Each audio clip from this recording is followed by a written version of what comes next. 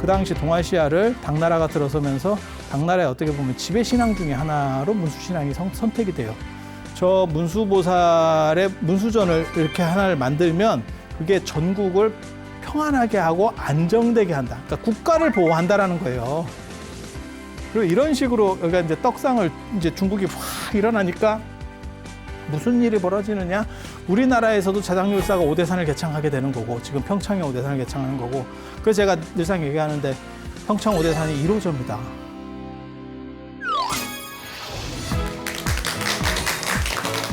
자, 안녕하세요. 불교 역사, 그 다음에 불교 문화와 관련해서 가장 재미있고 흥미로운 이야기들이 가득한 붓다로드에 오신 것을 환영합니다.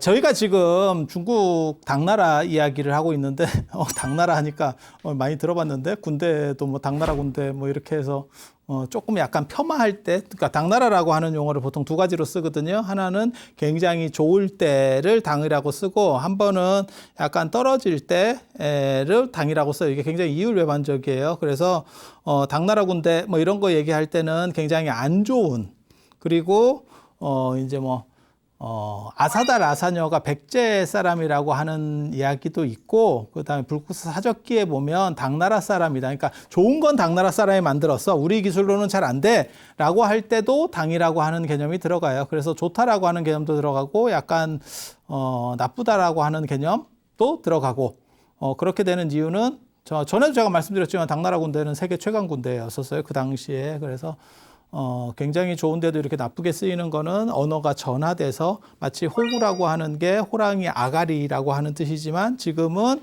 호구 하면 약간 이렇게 얼삥한 그래서 바가지 쓰는 뭐 이런 식으로다가 전화되는 것처럼 그래서 당이라고 하는 게 있고 지금까지 당나라 문화로 여러분 주변에 남아있는 거는 유일하게 당면.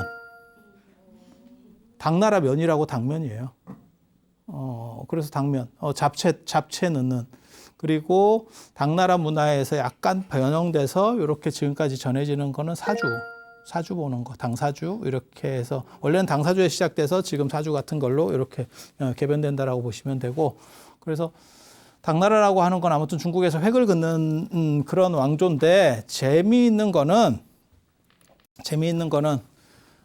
당나라가 번성하니까 당나라 초기부터 중기까지 너무너무 대단한 불교적인 사건들이 다 벌어지고 신앙적인 틀도 거의 막 당나라에서 다 일어났다고 보면 돼요. 그래서 막 한꺼번에 이 사람들이 막 다 나오니까 참 복잡합니다. 저도 어떻게 설명해야 될지 모르게 복잡한 상황. 그래서 마치 봄이 되면 꽃이 막 한꺼번에 쫙 피어오르고 그 다음에 중국에 사실 그런 시절이 한 번 있었는데 그게 예전에 춘추전국 시대 때 백가쟁명이라고 그래서 제자백가들이 막 서로 한꺼번에 쫙 이렇게 막 불길처럼 나올 때가 있거든요. 그런데 그런 식의 비슷한 불교 시기가 사실은 이 시기예요. 그래서 지금 원래대로 설명을 해드리려면 연대순으로다가 이렇게 해서 큰 스님들을 해야 되는데 이게 또 팀들이 다릅니다. 맨 처음에 당나라 초기에 종교로, 불교로만 얘기하면 유가법상종, 그러니까 유식종, 그래서 현장 스님이 획을 그었던 거고, 그 다음에 화엄종이 나오는 거고, 그 다음에 밀교, 그리고 요 시기에 또 다르게 해서 뭐가 나오냐면 이게 선불교입니다. 그렇게 해서 당나라 초기 어떻게 보면 이세민 시대부터 당태종 이세민부터 언제까지라고 보시면 되냐면 현종의 개원년간 개원이라고 저기 연호입니다. 연호. 그래서 당현종의 개원의 치라고 해서 굉장히 중요한 이세민도 그렇고 현종도 그렇고 둘 다 어떻게 보면 쿠데타를 일으켜서 친위 쿠데타를 일으켜서 황제가 된 사람들이에요. 그래서 굉장한 능력자들이고 대단한 분들입니다. 그런데 현종 같은 경우는 개원의 치라고도 하고 천보난치라고도 하기도 해요. 개원의 성세라는 표현도 쓰거든요. 천보난치라고도 해요. 개원년간에는 굉장히 잘했고 그 다음에 천보년간이 되면 이제 혼란스러워진다. 라고 해서 중국 전 역사를 통틀어서 어떻게 보면 가장 잘 낼 때가 저 개원연간이고, 개원연간이고, 그때 문화적으로 굉장히 많이 올라왔다가, 그 다음에 이제 천보연간으로 가면 이제 좀 문제가 생기죠. 거기에서 어떻게 보면 그 변곡점에 해당하는 게 뭐 여러 가지 이야기들이 있어요. 근데 거기에 이제 이인보라고 하는 대신, 그 다음에 고력사라고 하는 황간, 뭐 잘은 모르실 겁니다. 하지만 마지막 사람은 모든 사람이 알죠. 그게 양귀비. 35살 연하였었던, 그리고 요즘으로 말하면 진짜 그거 유튜브 각인데, 원래 며느리였잖아. 또 며느리. 또 뭐, 그렇잖아, 이게. 그렇게 해서 그게 아마 저 양귀비가 제가 기억하기로는 수왕에, 무해비라고 하는 당현종이 굉장히 좋아했었던 여자가 있었고, 그 아들이 이제 수왕인데, 그 수왕의 아마 부인인가 그랬을 거예요. 그래서, 어떻게 보면 그 여자를 이렇게 하는 바람에, 수왕도 태자 쪽에서 이제 날아가고, 그쪽 좀 태자를 하려고 굉장히 노력을 했었던 세력인데, 뭐 그런 복잡한 기간이 있습니다. 그런 정도 생각하시면 되고, 그래서 이세민에서 현종까지 오는데, 황제들이 누가 있냐면, 뭐, 아시다시피 당 고종 이치, 당 고조 이연, 그 다음에 당 태종 이세민, 당 고종, 이치, 그 다음에 여기서 이제 측천무가 있는 거죠. 측천무 시절에 이제 측천무가 권력을 장악했을 때 누가 있냐면, 중종, 불광왕 중종, 그 다음에 예종. 이 예종 아들이 현종이에요. 그리고 측천무가 한 15년 여기서 이제 주나라라고 하는 나라를 건국을 하고 당나라를 끊고 주나라를 해서 한 15년 정도 해먹고 그 다음에 자기 아들이 다시 들어옵니다. 그때 이제 아들을 드릴 거냐 안 그러면 무씨를 넣을 거냐. 그러니까 남편 내 아들을 넣는 게 낫느냐. 그 고민을 딱 하는 거죠. 안 그러면 자기 혈족. 그러니까는 측천무가 무측천이거든요. 그러니까 이제 무씨 집안, 우리 집안 혈족을 넣는 게 타당하냐? 안 그러면 남편 혈족을 넣는 게 낫느냐? 라고 했을 때 그때 그 유명한 적인걸이 나오는 거죠. 영화나 이런 데서 많이 나오는 적인걸이라고 하는 사람이 나타나는 거죠. 중국에 어떻게 보면 암행어사 같은 사람이 적인걸이거든요. 암행어사 박문수 비슷한. 그래서 영화도 많습니다. 그 양반이 뭐 사건 해결하고 어떻게 그 사람이 나와서 하는 얘기가 뭐였냐면 자식이 어머니 제사 지내준다는 말은 들어봤어도, 조카가 제사 지내준다. 이런 얘기는 난 못 들어본 것 같다. 이런 얘기를 해요. 그래서 부계시족제로, 그러니까 부계혈족으로 올리는 게 맞지 않느냐. 그렇게 해서 다시, 이현이 복귀를, 중종, 불광왕 이현이 복귀를 하게 되고, 그 다음에 이 양반이 또 죽습니다. 또 여기 또 복잡한 사연이 또 있어. 되자마자 이 중종이 복귀했는데, 그게 또 유황우라고 있어요. 중종 마누라인데 저 양반이 측천무를 보고 큰 깨달음을 얻었대. 큰 깨달음을 나도 되는 거 아니야? 나도 되는 거 아니야? 이렇게 해서 이렇게 좀 이렇게 하려고 해서 뭐 남편을 뭐 독사했다 뭐 이런 얘기가 있어요. 그렇게 해서 이제 권력을 이렇게 장악하려고 했는데 그때 예종이 들어오고 정확하게 말하면 이 현종이 쿠데타를 일으켜요. 쿠데타를 일으켜서 그 유황후 세력을 제거해버리고 자기가 들어가면 좀 문제가 되니까 현종이 직접 들어가면 문제가 되니까 아버지를 올리고 아버지를 복위시켜버리고 자기는 이제 황태자가 되는 거죠. 황태자가 되고 그리고 얼마 있다가 그냥 아버지 이제 좀 쉬시고 좀 그만하시고 그렇게 해서 자기가 황제가 돼서 현종으로 계속 합니다. 정치도 잘하고 뭐 저런 어떻게 보면 쿠데타 세력들이 정치를 잘해요. 그러니까 조선으로 얘기하면 딱 그런 사람이죠. 세조 같은 사람들. 그런 계열이 어떻게 보면 정치를 잘하고 제가 얘기하잖아요. 중종 그 다음에 저 누구야 광해군 뒤에 인조. 야 인조는 더 심해요. 인조는 막 완전히 좀 약간 선조, 인조 뭐 이런 분들은 환자입니다. 그건 정상적인 판단으로 잘 안 되는 분들입니다. 일반인들의 이 사고방식을 좀 넘어서는 분들이기 때문에 그래서 뭐 그런 게 있어요. 그래서 자기가 반정을 친히 일으킨 사람들은 다 정치를 잘해요. 그래서 현종도 굉장히 잘했고, 그런데 이제 나중에 너무 잘해서 망했다니까. 예, 너무 잘해서, 너무 다 잘 되니까.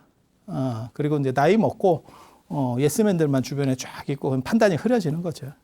그리고 뭐든 벌리면 다 잘 될 줄 알았지. 마치 우리나라 IMF 맞기 전에 대기업들처럼 막 그냥 이거 벌려도 되고 벌려도 되고 벌려도 되는 줄 알았지. 그랬더니 알고 보니까 리만 사태 같은 게 터진 거지. 그래서 한 방에 넘어가는 거예요. 그게 이제 알록산의 난 이렇게 해서 거기까지가 어떻게 보면 이 당나라가 전성기 끝이라고 보시면 돼요. 그러니까 이 알록산의 난이 안사의 난이라고 하는데 알록산 밑에 쪼리 사사명이라고 하는 그런 게 있어요. 그래서 저 두 사람이 이제 맞춰서 해서 근데 보통 이제 알록산이 중요한 사람이기 때문에 알록산의 난이라고도 하고 안사의 난이라고도 하고 알록산과 사사명의 난이라고도 하고 뭐 이렇게 다 똑같은 얘기예요. 결국은 그런데 저걸 기점으로 해서 그 뒤부터는 이렇게 골로 갑니다. 그러니까 조선으로 얘기하면 뭐하고 똑같은 거냐면 임진왜란 병자호란을 기점으로 해서 조선 전기, 조선 후기 이렇게 나누거든요.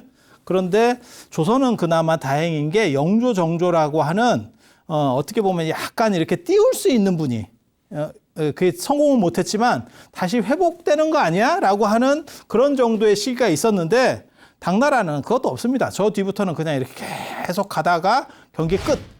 이렇게 간다라고 보시면 돼요. 그래서 이 안사의 난 전까지가 어떻게 보면 가장 좋았던 시절이에요. 그 좋았던 시절에 불교 이제 고승들이 다 나오게 되는 거죠. 그리고 이게 한명들이 아니라는 거예요. 이게 지금 다 한명들이 아니죠. 여기에도 팀들이 있고 여기에도 팀이 있고 여기에도 팀이 있고 그래서 이게 몇 대를 내려가거든요. 그러니까 화엄종 하면 초조두순, 이조지엄, 그 다음에 3조 법장, 4조 진관, 오늘 진관 나오겠네. 총장 진관. 그 다음에 5조 종밀까지 이렇게 나오는 거고 선종도 마찬가지죠. 해능 스님까지 나오는 거잖아요. 그래서 달마해가 승찬, 그 다음에 도신홍인, 그 다음 6조 해능까지. 그러다 보니까 이게 연대가 제법 깁니다. 그래서 연대순으로만 얘기하면 섞어서 얘기를 해야 되고 근데 이제 헷갈리니까 약간 팀으로도 얘기를 하고 이렇게 조율을 하는 거예요. 그리고 또 뭐가 있냐면 이때 사상적으로도 신앙적으로도 되게 재밌었어요. 신앙적으로도 가장 먼저 중국에서 어떻게 보면 먹혔던 신앙은 관세음보살 관음신앙이었고 그 다음에 법상종 미륵신앙 그리고 700년대 600년대 말에서 690년에서 710년 사이에 이제 떡상하기 시작하는 게 지장보살, 지장신앙. 그리고 요 미륵신앙하고 거의 비슷한 시기쯤에 완전히 어떻게 보면 요보다 약간 빠를 수도 있고 당태종 정도 그때 장안과 낙양을 이렇게 강력하게 한번 충격을 줬었던 게 문수신앙. 그리고 이 뒤로 가면 이제 밀교하고 선불교가 나와요. 그래서 선불교라고 하는 거는 사실은 저런 보살신앙하고도 다르거든요. 자기 어떻게 보면 깨달음을 추구하는 자기 마음을 밝혀서 깨달음을 추구하는 거기 때문에 관점이 완전히 또 논점이 좀 약간 달라집니다. 그래서 저런 신앙들은 있지만 그렇게까지 이제 저건 이제 깔고 가는 거고 지금 조계종 생각하시면 되죠. 뭐 관음신앙도 있고 지장신앙도 있고 미륵신앙이나 사실 문수신앙은 생각보다는 많이 죽었죠. 그냥 생각해 보면. 그런데 이런 신앙들과 더불어서 선이라고 하는 게 함께 가는 거죠. 함께 간다라고 보시면 돼요. 그래서 그런 정도 생각하시면 돼요. 그래서 저런 신앙들이 한번 크게 일어났었다. 크게 떨치고 일어났었다. 이런 정도 생각을 하시면 됩니다. 그래서 관음신앙은 뭐 계속 먹어주는 이건 현세신앙입니다. 현세신앙. 현세신앙이 뭐냐면 살았을 때 내가 어떻게 될 거냐. 그리고 요게 이제 관음신앙이 이제 좋은 점 중에 하나는 뭐냐면 요게 아미타 부처님하고 결합될 수 있는 속성이 있어서 아미타불하고 결합되면 요게 이제 극락에 죽어서 극락에 간다라고 하는 내세신앙으로 연결이 돼요. 전에도 제가 말씀드렸지만 극락은 죽은 뒤에 가는 세계가 아니고 살았을 때 가는 세계예요. 단 너무 멀어서 그쪽으로 한번 윤회해서 간다라고 하는 그런 개념이라고 보시면 돼요. 그러니까 살아서 거기로 도달할 수는 없고 내가 예를 들어서 이 지구 말고도 다른 별이 있어. 다른 별이 굉장히 좋은 뭐 SF에 나오는 것처럼 그런 영화나 이런 것처럼 굉장히 잘 사는 어떤 별이 있어. 그러면 그걸 우리가 알게 된 거야. 망원경 같은 걸로 해서 뭘 알게 된 거야. 그렇다면 빛으로 광속으로 뭐 예를 들어서 뭐 몇 년을 가야 된대. 그러면 지금 기술로는 갈 수가 없어. 근데 그거를 인지하고 있다라고 가정을 하면 내가 죽어서 저쪽에 다시 태어났으면 좋겠다. 그게 극락이라고 보시면 돼요. 그러니까 사후 세계는 아닙니다. 사후 세계는 아닙니다. 그래서 이렇게 연결이 되면 이 두 개가 같이 묶이면 이게 강력해지죠. 살았을 때는 여기, 그 다음에 죽었을 때는 여기. 아니, 좋잖아요. 양수겹장을 하잖아요. 양수겹장을 하잖아요. 미륵신앙도 한때 강력했었던 게 그렇게 돼서 그래요. 현세적으로는 어떻게 보면 미륵신앙은 현세적이라기보다는 내세적이지. 여기서 내세는 죽은 뒤가 아니고 미래지향적이에요. 미래에 미륵이 깨달음을 얻어서 이 세계를 이상적인 세계를 만든다는 거거든요. 그게 이 현실에서 이루어지는 일이에요. 그때 내가 같이 거기에 동참했으면 좋겠다. 그러면 지금 당장에는 어떻게 하느냐? 지금 죽어서 도솔천에 가서 기다리고 있다가 미족 부처님하고 같이 있다가 그걸 도솔 상생신앙이라 그래요. 상생신앙이라고. 그래서 도솔천에 미륵보살하고 같이 있다가 미륵보살이 성불할 때 내려와서 그때 같이 다 문제를 해소하겠다. 그러니까 쉽게 말해서 미리 줄을 좀 서 있겠다. 그 대표적인 사람이 그러니까 지금 딱 된 건 아닌데 왜 그런 거 있어요. 문화재도 얼마 전에도 저한테 누가 그런 얘기를 하는데 지금 요즘은 이제 문화재가 거래가 잘 안 돼서 워낙 이렇게 좀 물건이 없어요. 근데 두 종류의 사람이 있어요. 한 종류의 사람은 뭐냐면 문화재를 내가 구입하고 싶어. 문화재도 보물국보도 다 매매가 됩니다. 우리나라에서 한번 안 빠져나가면 돼. 매매가 돼요. 매매가 돼. 그렇게 해서 예를 들어서 뭐 책이 하나 있는데 이게 보물이야. 그러면 요걸 구입하는 사람도 있어요. 이걸 구입하는 사람도 있어. 그러면 내가 보물을 하나 가지는 거지. 그게 원인 사람들도 있어요. 그리고 저런 걸 재테크로 수단으로 생각하는 사람들도 요즘 많이 있어요. 화폐 가치는 떨어지고 금리는 없으니까 저런 거는 문화가 발전할수록 희소성에 의해서 값이 계속 올라가거든. 그럴 것 같지 않아요? 그냥 생각해봐도 그렇잖아. 문화 인식이 얼마나 바뀌었는데 우리 어렸을 때하고 생각해보면 우리 어렸을 때 문화재라는 인식이 거의 없었거든요. 근데 지금은 생각이 완전히 다르죠. 그래서 그런 거 생각해보면 그래서 보물을 구입해도 돼. 근데 보물로 지정된 걸 구입하면 비싸겠지. 그러니까 어떤 사람이 있냐면 아직 보물이 아니야. 보물이 아닌데 보물이 될 거를 사는 거야. 그렇게 해서 내가 보물을 만들어 지정을 받아. 그것도 가능하겠죠. 아직은 검토가 안 끝나서 이건 충분히 보물 가치가 있는데 우리도 그런 거 있잖아요. 뭐 뉴스나 이런 데서 뭐가 발굴됐습니다. 그러면 예전에 백제 금동대학로 이런 거 생각해 보세요. 그게 딱 나오자마자 능산리 고변에서 나오자마자 이거는 초특급 국보. 사람들이 다 그렇게 얘기하잖아요. 그건 지정된 게 아니어도 야 이거는 뭐 무조건 된다. 라는 물건들이 있어. 그래서 그런 거를 사면 좀 더 싸게 사겠지. 그리고 보물을 지정받으면 값이 올라가겠죠. 그러니까 투자나 안 그러면 어떤 이런 식으로 생각하거나 안 그러면 좀 쉽게 싸게 구입하려고 하는 사람이 이 생각도 하겠지. 그렇지 않아요? 여기에 리스크는 뭘까요? 샀는데 그게 아니었어. 그러니까 자기가 안목이 좋아야지. 이게 안목이 없는 사람이 하면 남 말 들으면 그런가? 이러다가 끝나는 거 아니야. 그랬더니 개인 샀네. 이렇게 될 수도 있고 뭐 그런 거죠.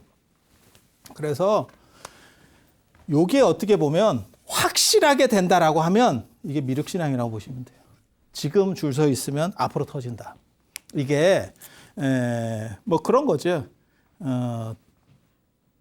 일론 머스크가 찌리할 때 테슬라에 내가 투자한 거야. 우리 그런 얘기 하잖아요.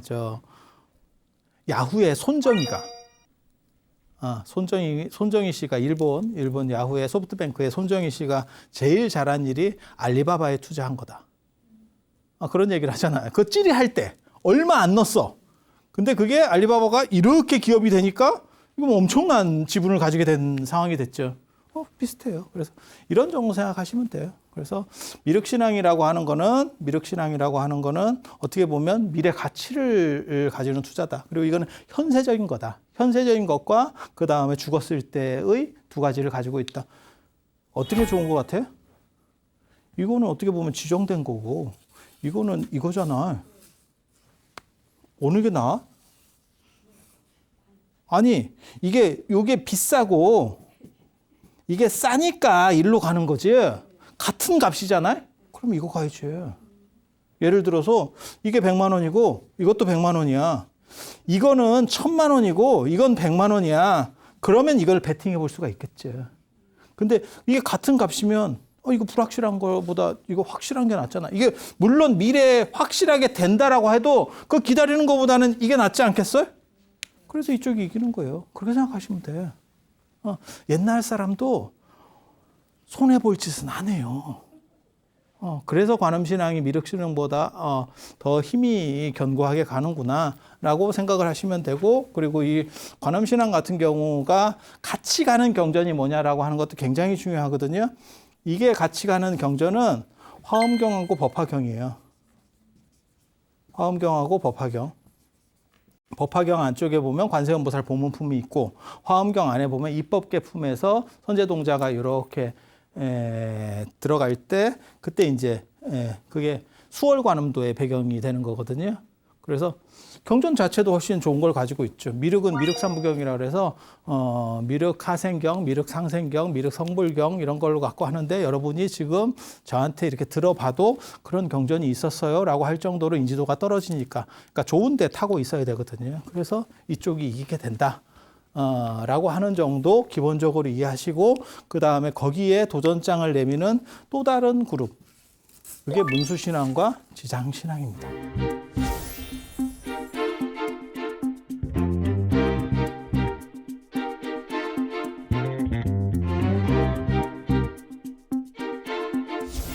문수신앙이 워낙 그 오대산이 영험해서 문수보살이 많이 나타나, 당나라 때 절이 한 300개 이상 있었습니다. 한 360개 뭐 어쩌고저쩌고 얘기하는데 정확하게 잘 모르겠고, 지금도 오대산에 가보면 절이 서로 막 붙어 있죠. 절이 이렇게 띄엄띄엄 있는 거 아닙니다. 그건 촌사람들 얘기예요. 절이 너무 많은 데는요, 다 붙어가지고 어디가 어디까지가 이 절인지 잘 몰라요. 거기 사는 사람들 아니면. 다 막 붙어 있어. 그러니까 원래는 떨어져 있었는데 이렇게 팽창하면서 서로 다 이렇게 딱딱딱 붙어버리는 거죠. 쫙 이렇게. 마치 절이 강남의 상가처럼 있는 거야. 쫙 붙어 있는 거야. 그리고 송나라 때 한 100개 정도가 얘기가 나오고, 그러니까 당나라 때가 이제 떡상했다가 좀 가라앉는구나 라는 생각을 하고, 요즘 몇 개 있는지 저도 잘 모르겠어요. 제가 처음에 오대산에 갈 때, 중국 오대산 갈 때 한 67개 뭐 이렇게 얘기했었거든요. 67개. 근데 이거를 유네스코의 세계 문화유산 넣고 나서 108개로 늘린대요. 그래서 몇 년 전에 갔을 때는 한 100개 넘었었습니다. 100개 넘었었습니다. 그리고 거기는 진짜 막 꽂기만 하면 신도들이 있기 때문에 뭐 땅 해가지고 시작하면 막 절을 이렇게 쳐. 그래서 처음에는 그게 다 정부에서 짓는 건 줄 알았어요. 근데 그게 아니야. 그리고 내가 저 오대산 가면 진짜 부러운 것 중에 하나가 뭐냐면, 복전하면 돈이 안 들어가. 야, 복전하면, 그건 진짜 봐야 너무 감동적이에요. 복전하면 또 겁나 커. 이만한데 거기에 돈이 꽉 차서 안 들어가는 거예요. 꽉 차서 안 들어가는 거예요. 그럼 그 사람들이 안 비우겠어요? 중국 사람들이 어떤 사람인데. 절대 안 비울 사람 아니지. 열심히 비워도 차는 거예요. 그게 참 야, 중국으로 진출해야 되는 거 아니냐? 이거 내가 오대산에 살긴 사는데 그 오대산이 아니었던가 봐. 이 오대산 아니고 저 오대산으로 갔었어야 되는데 이게 내가 이 오대산 이게 내가 좀 낚인 것 같아. 예전에 누가 그랬잖아. 남한으로 온다 그랬는데 비행기표 잘못 끊어서 북한 갔다. 그런 사람 있거든. 아, 외국인은 북한이 남한이 잘 모릅니다. 이게 평창 동계올림픽 할 때 평창역에서 내린 사람들이 있었거든요. 평창역에는 올림픽 시설이 없어요. 평창역에는 다 낚이는 거야. 근데 평창 동계올림픽이니까 평창이면 그게 올림픽 그 지역인갑지. 외국인은 그렇게 생각하는 거지. 내국인도 낚일 수 있었을 거야. 왜냐면 그 동네 모르는 사람은 내국인도 낚였을 거야. 그래서 내려보면 이게 뭔가 싶지. 그래서 이게 왜 평창역이요? 이러면 여기가 전체가 다 평창군입니다. 뭐 이런 거잖아. 이런 거잖아. 경기장은 여기 없죠. 저쪽으로. 나 그런 거 생각하시면 돼요. 그래서 나도 오대산인데 내가 잘못했네. 진짜 중국으로 갔어야 되는데. 그래서 아무튼 거기 대단해요. 대단해요. 그리고 제가 이 오대산 제가 전문입니다, 사실은. 여러분이 잘 몰라서 그런데 제가 전문 아닌 게 별로 없긴 한데 이 나라에선 제가 이 오대산에 대해서 제일 많이 알 거예요.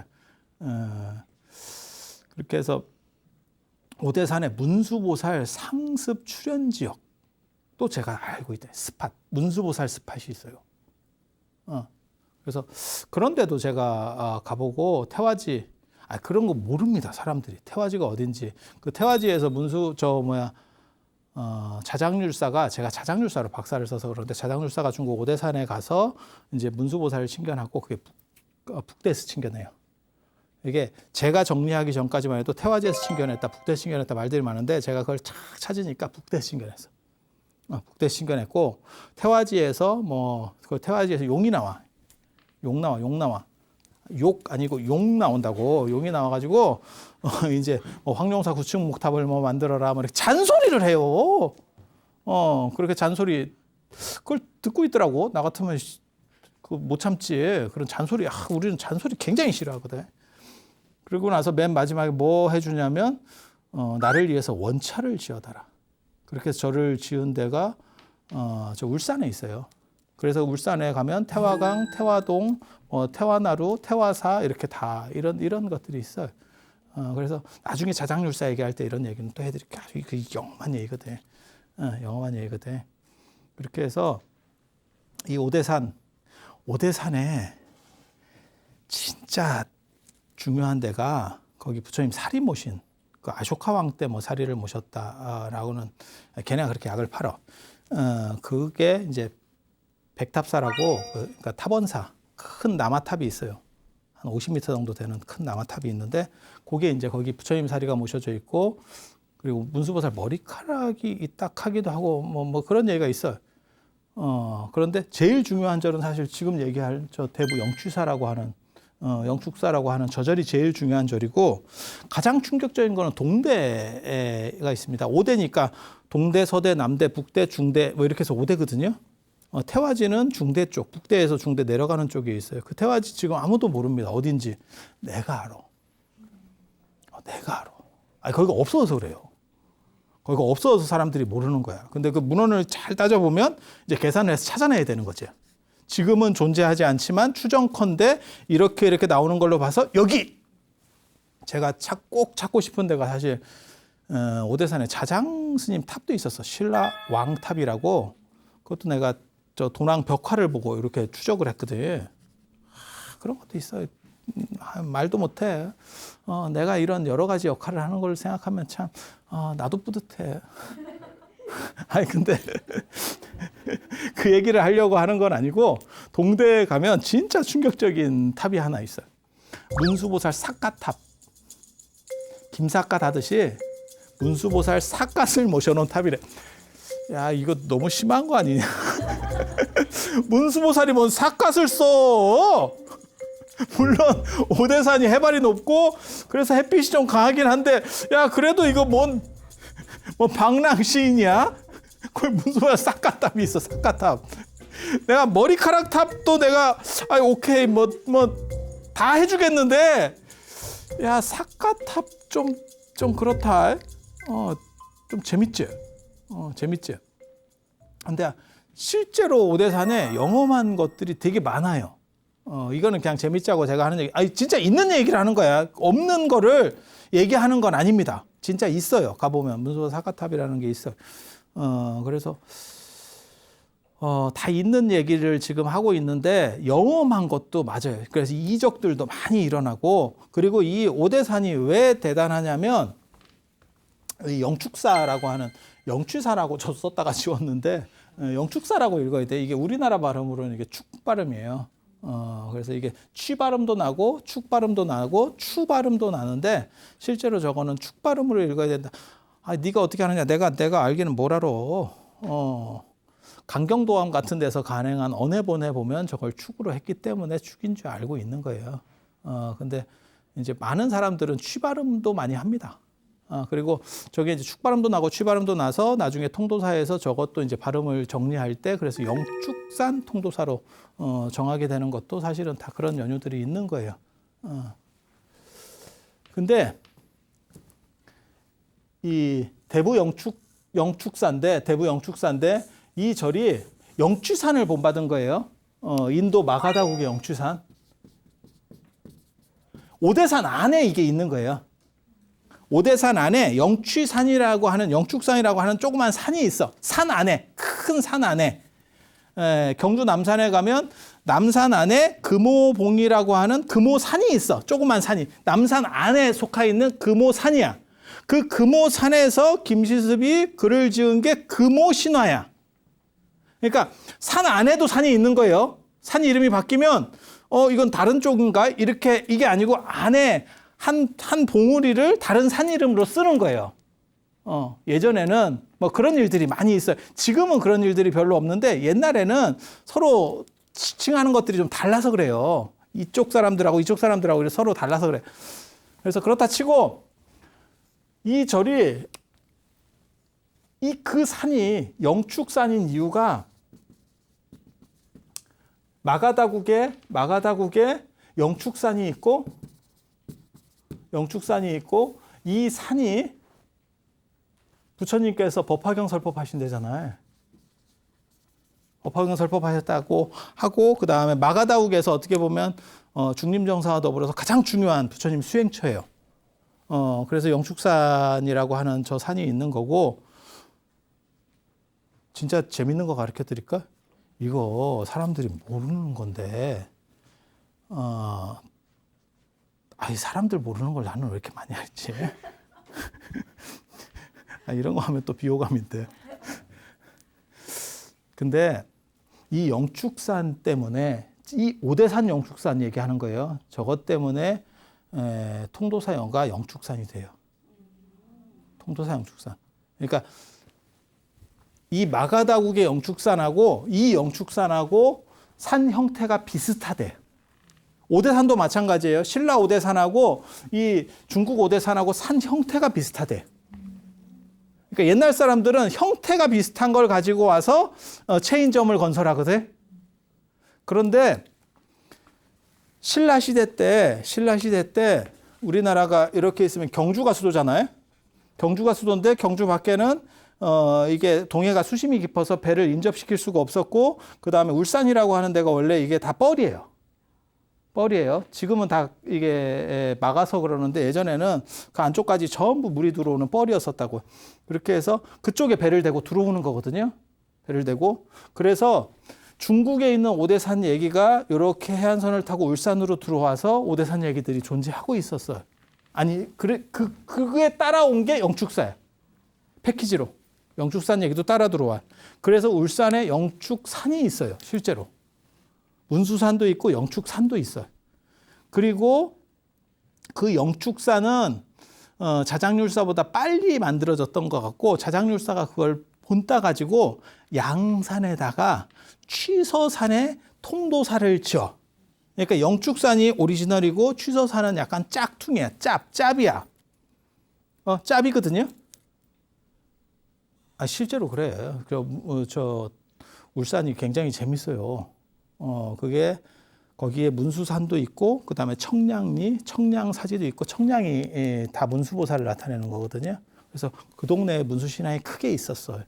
그리고 통도사 같은 경우는 사실은 원래 약간 떨어지는 건데 그거를 만들었지. 그래서 실제로 울산에 영축사가 있어요. 영축사가. 지금은 폐사된 사찰인데 그게 삼국유사에서 나오는 전불시대, 그러니까는 석가모니 부처님 이전에 가섭불시대 유적이라고 나오는 데가 총 8군데가 나오고 그중에 7군데가 경주에 있고 한 군데가 울산에 있는데 그게 여기예요. 그래서 저 영축산 신앙이라고 하는 게 무언가 예전에 흐름이 있었어. 흐름이 있었어요. 그렇게 해서 인도 영축산을 본점으로 해서 중국 영축산이 있고 실제로 삼국유사 낭지승훈주에 보면 뭐라고 나오냐면 인도 영축산과 기운이 통하는 데가 딱 2군데 있다. 그게 오대산 영축사고 그 다음에 저 울산의 영축사다. 이렇게 나와요. 이렇게 물론 뭐 자기네들이 이렇게 당위성을 주장하는 기록이라 그렇긴 한데 그렇게 나와요. 그리고 이 신앙이 통일신라 후대까지 간 것 같아요. 그래서 이게 강릉에도 있죠. 강릉의 사굴산, 범일국사 사굴산. 저 범일국사라고 혹시 들어보셨어요? 되게 재밌는 분이 있습니다. 국사인데 사굴산이 구산 선문 중에서 가장 큰 산문 중에 하나예요. 그쪽 계열의 진울스님, 송광사 진울스님, 그 다음에 나중에 나옹스님, 양주 회암사의 나옹스님, 뭐 이런 분들이 다 계시는데 이분이 만든 게 강릉의 굴산사예요. 저게 사굴산이 영축산이라는 뜻입니다. 기사굴산, 영축산을 기사굴산이라고 하거든요. 그래서 같은 파예요. 어떻게 보면 영축산 신앙이라고 하는 것에 묶일 수 있는 부분인데 저 범일국사가 굉장히 재밌습니다. 범일국사가 3잡이죠. 2잡도 아니고 3잡. 그래서 그 사굴산문의 개조이기도 하고 큰 스님이기도 하고 그리고 대관령 국사 성황신으로 되어 있고 그 다음에 강릉 단오제 유네스코 단오제의 주신으로 되어 있고 이게 뭐 2잡도 아니고 3잡으로 하고 더 재밌는 거는 대관령 국사 성황신인데 마누라도 있어. 되게 재밌어요. 그래서 강릉 단오제 할 때 보면 요걸 또 합방을 시켜줘서 시작한다고. 그래서 성황신이 있고 여성황신이 있어. 그거는 무슨 의미냐면 사실은 대관령이 굉장히 중요한 산이었기 때문에 강릉 사람들이 넘어가려면 대관령이 굉장히 힘든 그런 구조여서 뭐가 있었냐면 대관령 신앙이 있고 대관령 산신은 참고로 말씀드리면 김유신입니다. 김유신입니다. 갑자기 또 뜬금없는 김유신이 나옵니다. 그렇게 해서 되게 재밌어. 김유신으로 보면 사실은 연대가 범일국사는 통일신라 하대니까 훨씬 앞이거든 김유신이. 그런데 원래 아마 대관령 산신이 여성이었던 것 같고 범일국사가 워낙 대단하니까 그걸 뭉개고 들어간 거지. 근데 무속적 구조 안에서는 그러니까 일반 민중신앙 안에서는 그걸 그냥 섞어버린 거예요.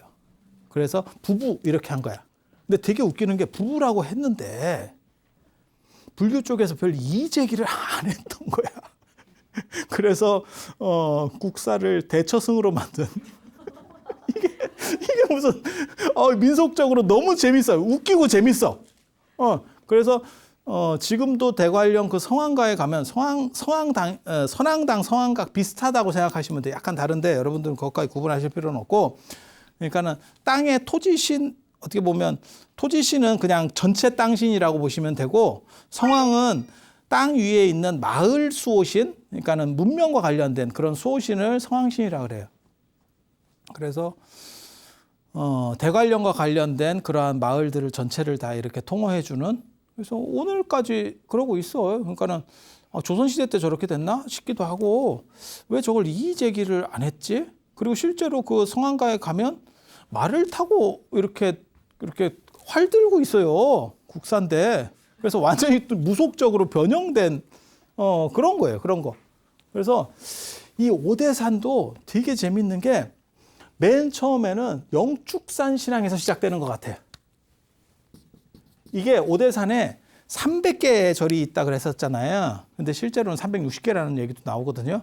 근데 아무튼 절이 뭐 겁나 많은데 그중에서 첫 번째 절이 저 영축사고, 대부 영축사고, 저 이제 지금은 현재는 현통사로 있습니다. 현통사. 그 현통사가 중요한 거는 나중에 이 현통사가 이거 원나라 때부터 현통사라고 쓴 거고 그 전에는 화엄사예요. 그리고 거기에 누가 사냐면 진관 스님이 살아. 그래서 그게 막 엮여 있어. 그래서 화엄 사상과 완전히 결부하기 이전에, 문수 신앙과 완전히 결부하기 이전에 아마 영축산 신앙이 존재했었던 것 같고, 그 다음에 문수 신앙과 결합하고, 그 다음에 밀교, 화엄 이런 것들과 막 섞이면서 저 오대산이 이제 떡상하기 시작하거든요. 그런 이야기는 내가 진짜 꼭 이 시간에 하고 싶었지만 어쩔 수 없이 다음 시간에 해드리도록 하겠습니다. 자, 들어주셔서 감사합니다.